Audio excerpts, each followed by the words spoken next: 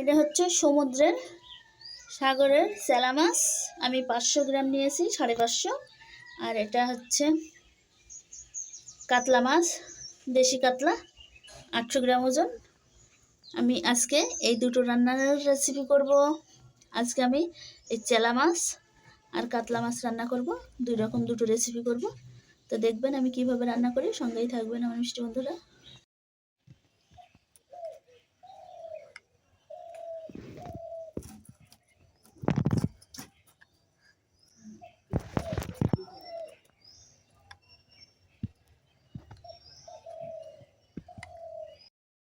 আমি কাতলা মাছ কেটে ধুয়ে, তো আমি কাতলা মাছ এই যে আমি অর্ধেকটা রেখে দিয়েছি ফ্রিজে, আর অর্ধেকটা রান্না করব। তো এই কাতলা মাছ দিয়ে ফুলকপি দিয়ে আলু দিয়ে রান্না করব। আর আর এই যে চেলা মাছটাকে আমি মশলা করব, শুধু একটা টমেটো কেটে দিয়ে পেঁয়াজ রসুন দিয়ে একটু মশলা করব। একই সঙ্গে আমি ভেজে নেব, কাতলা মাছের সঙ্গেই চেলা মাছ ভেজে নেব।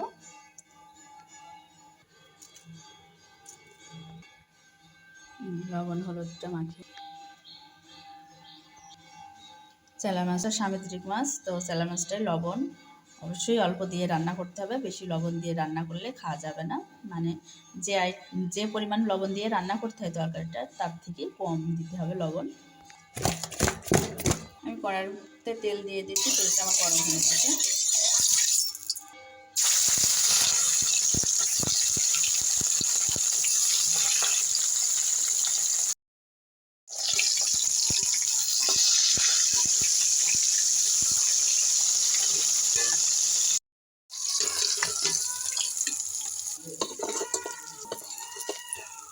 এবার আমি চেলা মাছটা ভেজে নেব। তো চেলা মাছটা ফুটবে কিনা আমি বলতে পারছি না,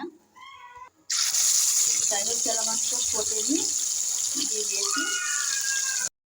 একটু হয়ে গেছে, উঠিয়ে দিচ্ছি। আর মাছটা পুরো হচ্ছে আমার ভাঙার কোনো ভয় নেই।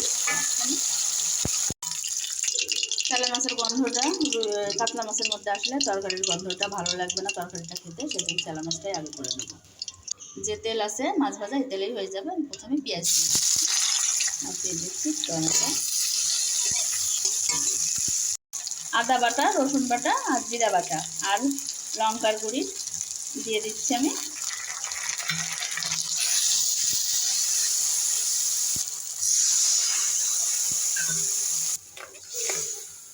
দিয়ে দিচ্ছি লবণ, হলুদের গুঁড়া,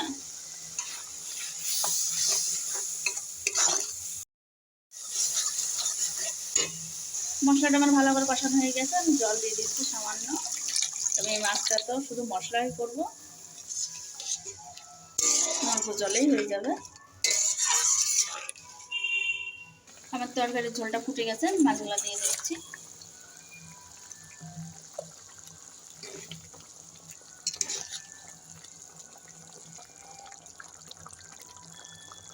মাছ রান্না তরকারিটা হয়ে গেছে। আমি এই সময় দিয়ে দেবো ধনিয়া পাতা। ধোঁয়া উঠছে, তা দেখা যাচ্ছে না ভালো।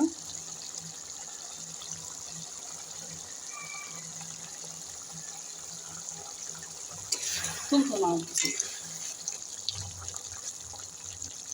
তো আমার চেলা মাছের তরকারিটা হয়ে গেছে, নামিয়ে নেব।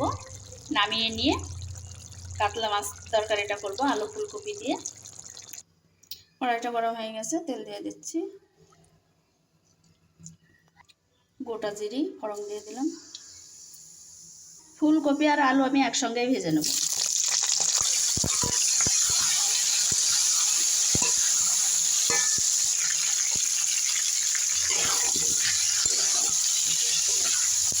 লবণ আর হলুদ আমি একটু অল্প করে দিয়ে দিলাম ভাজার সময়।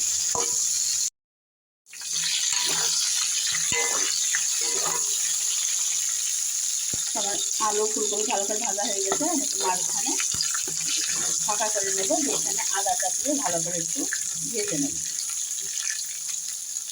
আদা বাচ্চাটা দিয়ে ভেজে নেব একটু।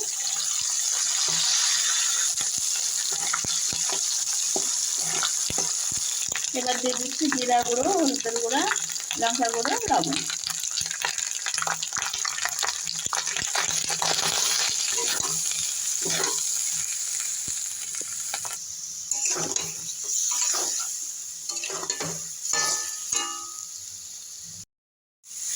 ফুলকপিটা ভালো করে কষানো হয়ে গেছে, ঝোলের জন্য জল দেবো।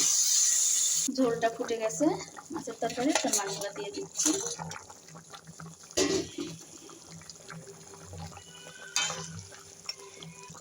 তো মাছের তরকারিটা হয়ে গেছে, আমি নামিয়ে নেব। এবার নামিয়ে নেব। প্রথমে আমি শাক নিয়ে নিচ্ছি। এটা হলো সেই কি মাছ, চেলা মাছের ডিম ভাজা। চেলা মাছের ডিম ভাজাটা নাকি ইলিশ মাছের উঠে নাকি। এবার নেব কাতলা মাছের তরকারি, ফুলকপি আলু দিয়ে।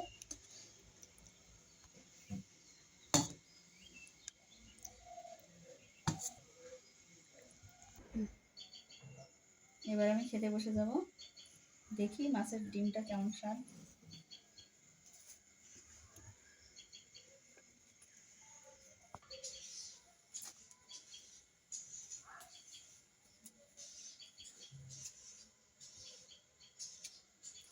বাবা সত্যি মাছের ডিমটা একদম অসাধারণ টেস্ট, একদম ইলিশ মাছ ফেল। কেউ যদি একদম অসাধারণ টেস্ট। সমুদ্রের চেলা ডিমালা মাছ কখনো যদি কারোর সামনে বাদে, তো নেবেন, ডিমটা আলাদা করে ভাজবেন, একদম ইলিশ মাছ ফেল তো ফেলি। এত সুন্দর টেস্ট, সত্যি ভাবাই যাচ্ছে না।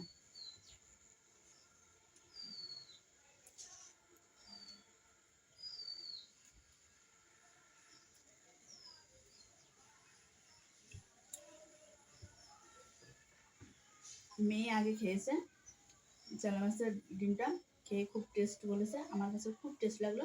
কিন্তু চেলা মাছটা যে আমি মশলা করেছি, মেয়ে বললো যে মা মশলা না করে যদি সর্ষে বাটা করতে তাহলেও ভালো লাগতো, আর হচ্ছে যদি ভাজা করে রাখতে একদম ইলিশ মাছের মতো টেস্ট লাগতো খেতে।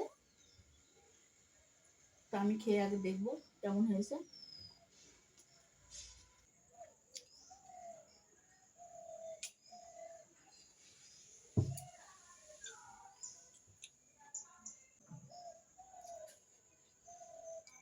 এবার আমি চেলা মাছ, সমুদ্রের চেলা মাছটা খাবো।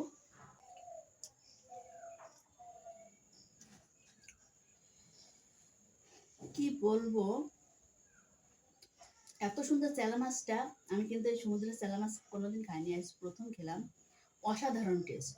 কিন্তু সত্যি সত্যি এটা যদি সর্ষে বাটা করা হতো কাঁচা লঙ্কা দিয়ে, আরো টেস্ট লাগতো খেতে। টেস্ট লাগছে, কিন্তু সর্ষে বাটা করলে অসাধারণ টেস্ট হতো, আর ভাজা করে খেলে।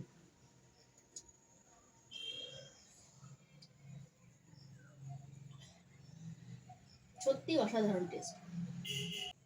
দোষের মধ্যে ইলিশ মাছের মতোই কাটা। এই মাছটা প্রচন্ড কাটা, তো এই মাছটা আমি লাস্টে খাবো, বেশি বেশি বসে বসে রান্না করেছি, খেয়ে দেখাই। এই মাছটা লাস্টে, সবার লাস্টে বসে বসে টুক করে খাবো।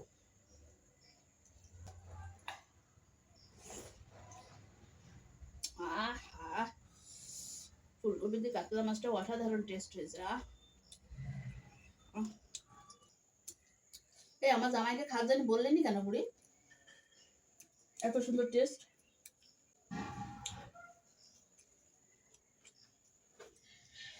তো মিষ্টি বন্ধুরা, আপনাদের আজকে ভালো মানে এত তরকারিটা স্বাদ হয়েছে, আপনাদের ডাকতেই ভুলে গেছে। আপনারা সবাই চলে আসুন, একসঙ্গে খাই আমার মিষ্টি বন্ধুরা। আমার খাওয়া হয়ে গেছে, তাই কি হয়েছে মিষ্টি বন্ধুরা, আবার আপনাদের সঙ্গে খেতে বসবো। সরি মিষ্টি বন্ধুরা, আপনাদের ডাকা হয়নি তার জন্য।